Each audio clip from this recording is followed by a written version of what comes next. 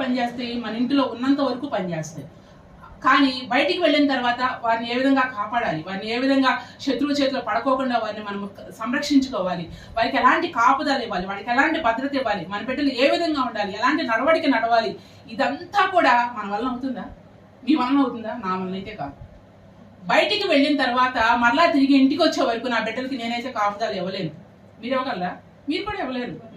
కానీ మనకి మన బిడ్డలకి సంరక్షించే బాధ్యత, మన బిడ్డలను కాపాడే బాధ్యత, మన బిడ్డలు ఎలా ఉంటూ ఉన్నారు, మన బిడ్డలకి ఎలాంటి ప్రొటెక్షన్ అవసరం, మన బిడ్డలకి ఎలాంటి కాపుదలు కావాలి, వారికి ఎలాంటి స్నేహితులతో ఉన్నారు, వారి ప్రవర్తన ఎలా ఉంది, అదంతా కూడా మనం వేకువనే లేచి నీళ్లు కుమ్మరించినట్లుగా కన్నీరు కుమ్మరించి మన బిడ్డల పక్షాన మన చేతుల్ని ఎత్తి ఆయన సన్నిధిలో మన బిడ్డల్ని ఆయన చేతులకు అప్పగించి మనం ప్రార్థన చేసినప్పుడు దేవుడు ఏం చేస్తాడంట, మన బిడ్డలకు మనం వెళ్ళలేని పరిస్థితుల్లోనికి ఆయన కనుదృష్టి లోకమంతా సంచారం